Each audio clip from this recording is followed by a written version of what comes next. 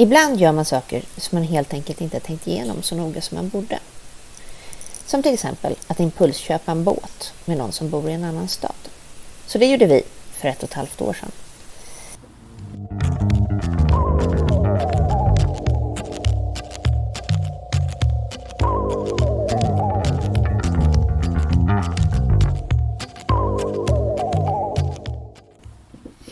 Egentligen så hade vi nog tänkt en del. Vi visste båda två att vi verkligen älskade att vara på sjön. Vi visste att vi behövde ett gemensamt projekt. Vi ville ha någonting gemensamt att pyssla med. Och vi visste att vi skulle ha ganska bra förmåga att fixa grejer allt eftersom de kom. Däremot så var just det här med att vi bor på olika ställen, ganska långt emellan. Och att vi egentligen inte riktigt visste hur bra det skulle funka att ha ett gemensamt ansvar över något när man bor så långt ifrån varandra.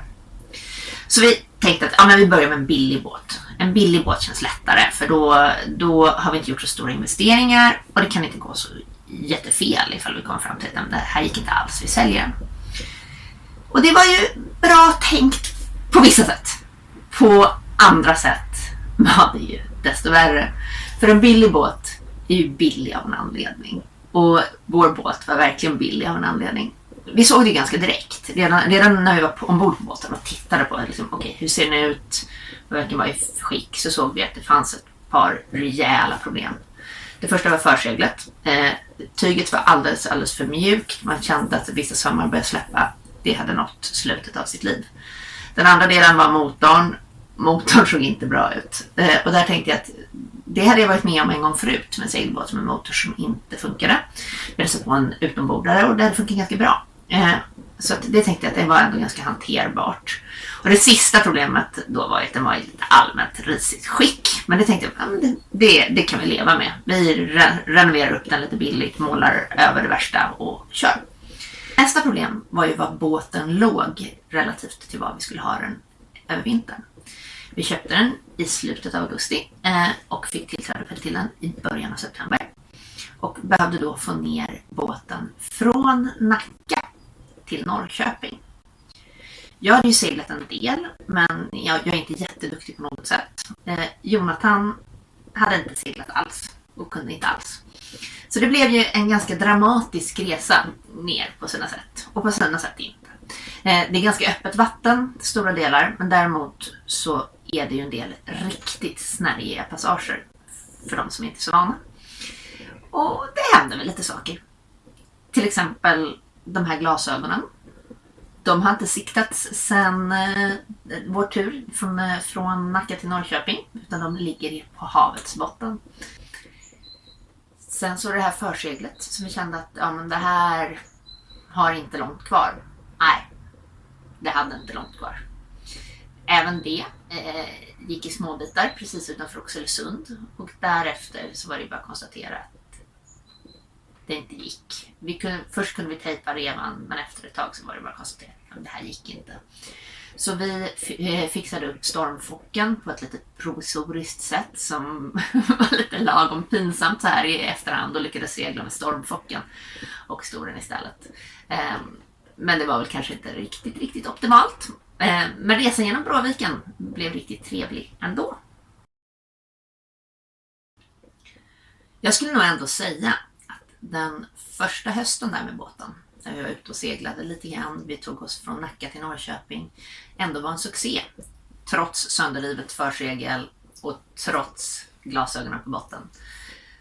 Däremot så blev det lite tuffare när vi väl hade sjösatt igen på våren. För även om pysslet och att få ordning på båten någorlunda, få den lite fräschare så att vi skulle känna att vi kunde trivas ombord på båten. Allt sånt gick jättebra. Vi jobbar guld ihop.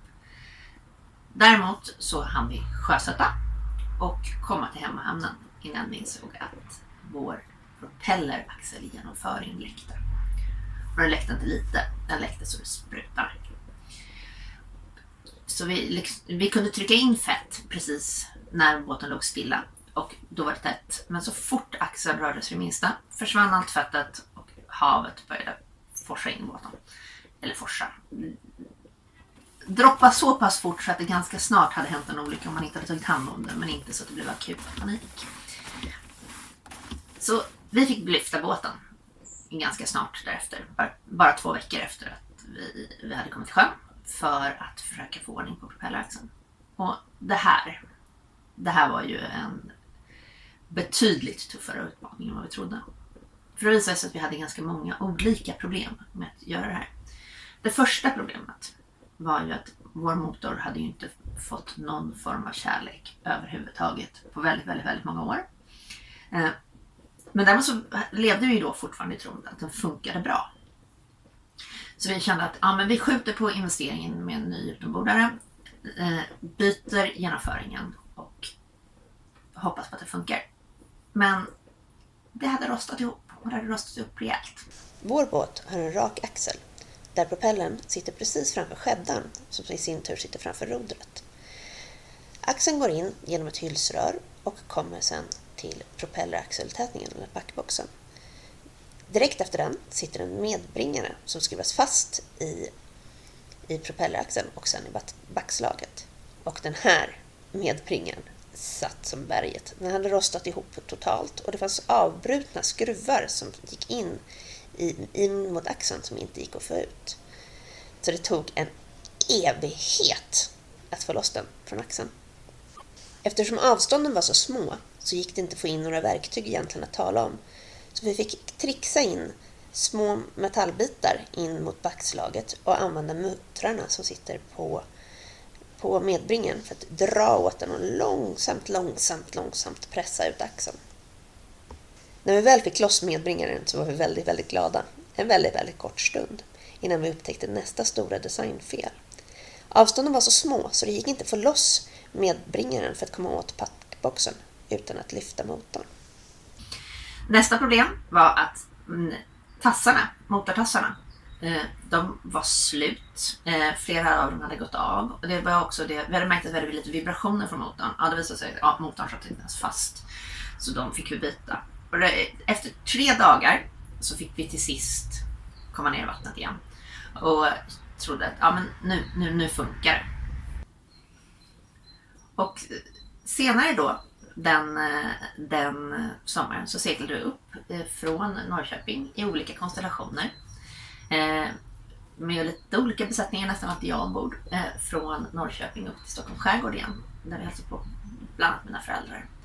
Och under en tur från mina föräldrar med bara min mamma, jag och min ena dotter ombord, så märker vi att det kommer in någon vätska på botten. Och båten förtränker till vatten. Sen visar det sig att det är inte vatten. Motorn läcker diesel.